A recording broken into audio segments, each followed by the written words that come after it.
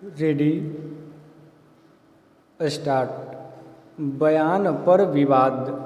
भयावह संकट के इस दौर में राजनेताओं से यह उम्मीद तो कर ही सकते हैं कि वे अपना ध्यान संकट से लोगों को उबारने में लगाएंगे और बेवजह के विवाद नहीं खड़े करेंगे। दिख यह रहा है कि ऐसे विवाद अब भी कम नहीं हो रहे हैं। दिल्ली के मुख्यमंत्री अरविंद केजरीवाल ने ऐसा ही एक विवाद अपने बयान से खड़ा कर दिया है। उन्होंने बयान दिया कि कोरोना वायरस का सिंगापुर में आया नया रूप बच्चों के लिए बेहद खतरनाक बताया जा रहा है।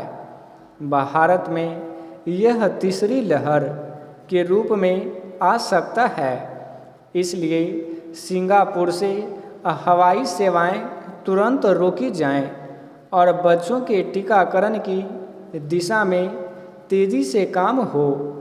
इस बयान पर सिंगापुर सरकार ने तीखी प्रतिक्रिया की और भारत के उच्चायुक्त को तलब कर अपना विरोध जताया। इस पर भारत सरकार ने स्पष्ट किया कि दिल्ली के मुख्यमंत्री ने जो कुछ कहा है वह भारत का आधिकारिक पक्ष नहीं है। विदेश मंत्री एस जयशंकर ने केजरीवाल के खिलाफ बयान दिया तो दिल्ली के शिक्षा मंत्री ने मुख्यमंत्री का बचाव किया। चूंकि महामारी और इससे जुड़े कुछ पहलू मूलतः राजनीतिक नहीं बल्कि वैज्ञानिक हैं, इसलिए इसी नज़रिए से उन पर विचार करना जरूरी होगा। पहला मुद्दा यह है कि सिंगापुर में फ़िलहाल जो कोरोना मरीज मिल रहे हैं उनमें वायरस का वही रूप देखने में आ रहा है जो इन दिनों भारत में दिख रहा है। सिंगापुर में कोई नया रूप नहीं देखने को मिल रहा है। मुख्यमंत्री केजरीवाल ने जिस खबर को आधार बनाकर बयान दिया था उसके मुताबिक सिंगापुर में पिछले दिनों कुछ बच्चों के संक्रमित हो जाने के बाद वहां स्कूल बंद कर दिए गए। सिंगापुर में अब भी संक्रमित मरीजों की संख्या अपेक्षाकृत बहुत कम है और ताज़ा लहर में भी 30-40 लोगों के बीमार होने की खबर है, जिनमें बच्चे शायद 4-5 हैं। वे सभी एक साथ किसी ट्यूशन में जाते थे। इन सभी बच्चों को मामूली लक्षण हैं। सिंगापुर में सरकार का मिजाज हमेशा से कुछ सख्त रहा है और कोरोना के खिलाफ भी उसने काफ़ी सख्ती बरती है। शायद इसी मिजाज के चलते उसने स्कूल भी बंद किए और केजरीवाल के बयान पर भी सख्त प्रतिक्रिया दर्शाई। यह साफ है कि सिंगापुर से कोरोना वायरस के किसी नए खतरनाक रूप के आने और उससे बच्चों के प्रभावित होने की कोई आशंका नहीं है।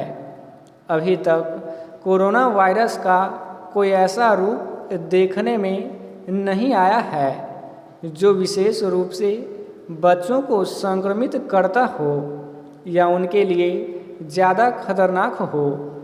ब्राज़ील में ज़रूर बड़ी तादाद में बच्चे संक्रमित हुए हैं और उनकी मौत भी हुई है, पर वैज्ञानिक इसी वजह सरकारी लापरवाही ज़्यादा मानते हैं। जहाँ तक भविष्य में बच्चों के ज़्यादा प्रभावित होने की बात है तो वह आशंका शायद सही हो सकती है, लेकिन उसकी वजहें दूसरी होंगी। ज़्यादा बड़ी वजह यह हो सकती है कि फ़िलहाल वैक्सीनेशन ज़्यादातर जगहों पर सिर्फ वयस्कों का हो रहा है। इस तरह वयस्क जब प्रतिरोधक शक्ति हासिल कर लेंगे तो बच्चे ही बचेंगे जिन्हें कोरोना हो सकता है। इसलिए जहां वैक्सीनेशन कार्यक्रम अच्छा चल रहा है वहां बच्चों को टीका लगाने की योजना पर काम शुरू हो चुका है। इसलिए राजनीतिक बयानबाजी और सनसनी अपनी जगह, बच्चों को कोरोना से बचाने के लिए सोचना शुरू कर देना चाहिए। स्टॉप।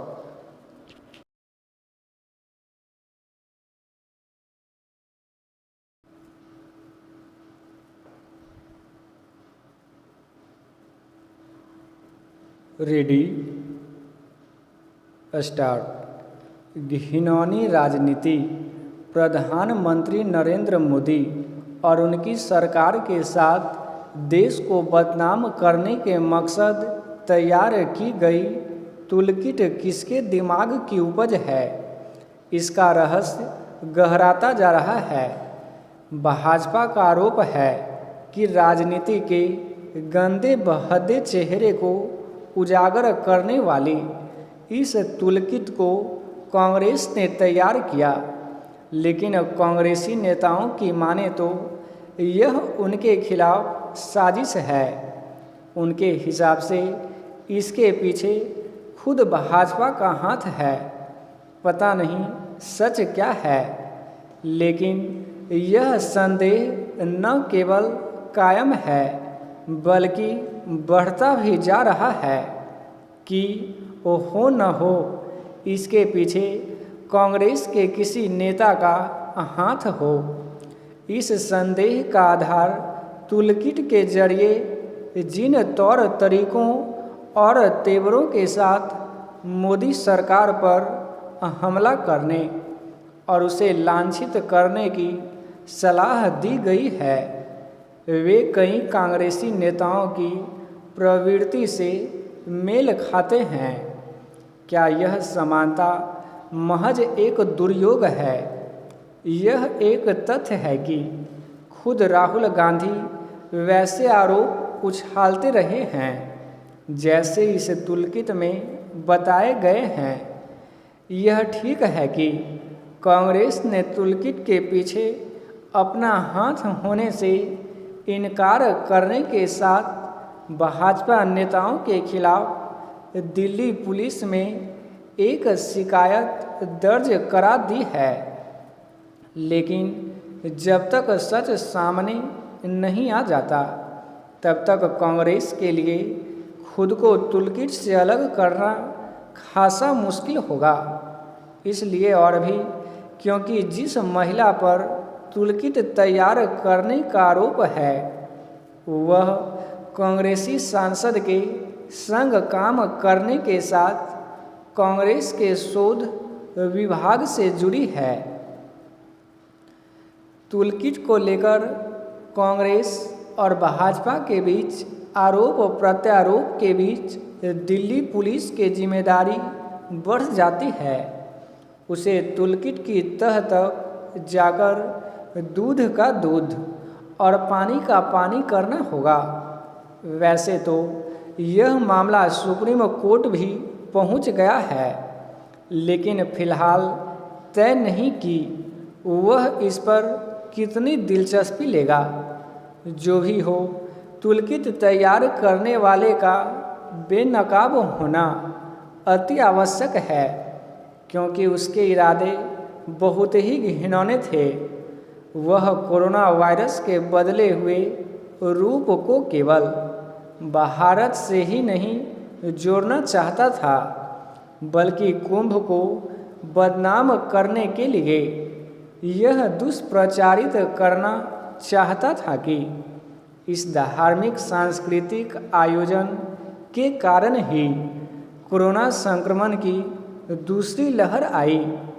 इतना ही नहीं, वह अस्पताल बेड जानबूझकर खाली रखकर हाहाकार की स्थिति पैदा करना चाहता था।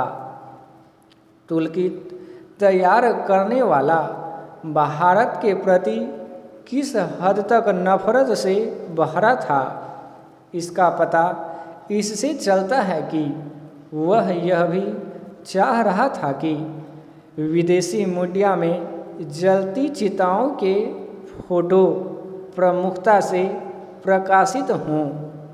इसकी अनदेखी नहीं की जा सकती कि यह काम एक हद तक हो भी रहा था। स्टॉप।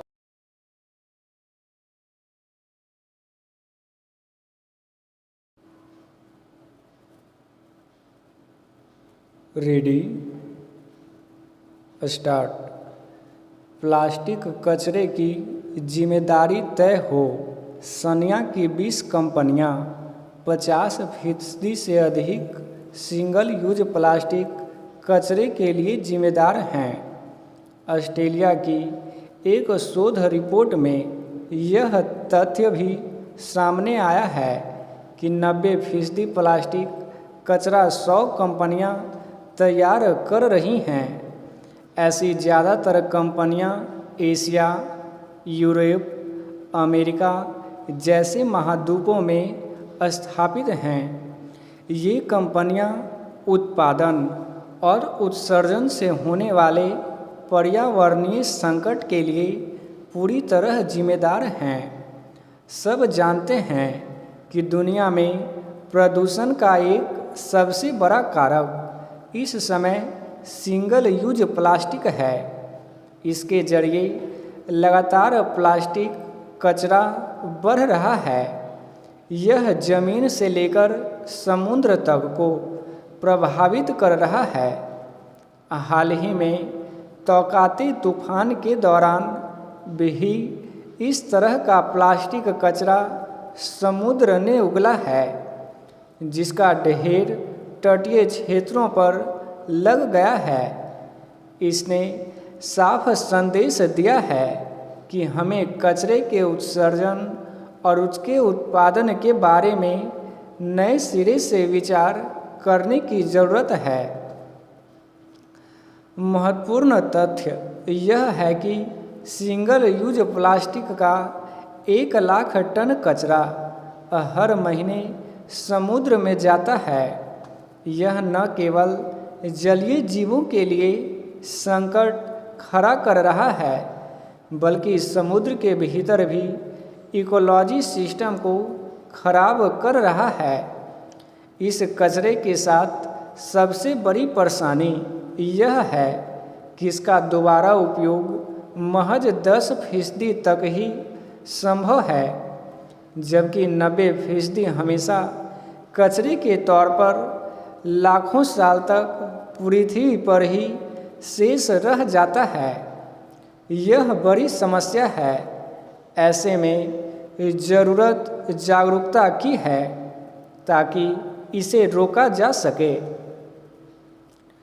हालांकि दुनिया भर में भारत की पहल की तारीफ भी हो रही है। भारत ने सिंगल यूज प्लास्टिक के उत्पादन, उत्सर्जन से लेकर उसके निष्पादन के बारे में नई पॉलिसी बनाई है। इसके तहत इसके उपयोग को लगातार सीमित किया जा रहा है। कोशिश यही है कि इसे पूरी तरह से कम कर दिया जाए।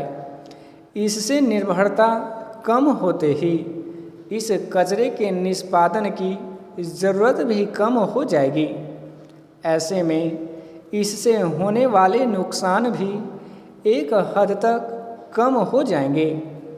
भारत जैसे प्रयास विकसित देशों को तेज़ी के साथ करने चाहिए। इन बड़ी कंपनियों के प्रभुत्व को रोकने की क्षमता विकासशील देशों से ज़्यादा विकसित देशों के पास है। ऐसे में अगर कंपनियों की नीतियों में फेरबदल होगा तो इस कचरे को प्रभावी तरीके से रोका जा सकेगा। इसके वैज्ञानिक तौर पर निष्पादन की जिम्मेदारी कंपनियों की होनी चाहिए। जब तक पूरी दुनिया मिलकर प्रयास नहीं करेगी, तब तक यह कचरा पर्यावरण के लिए खतरनाक बनकर सामने आता रहेगा। स्टॉप।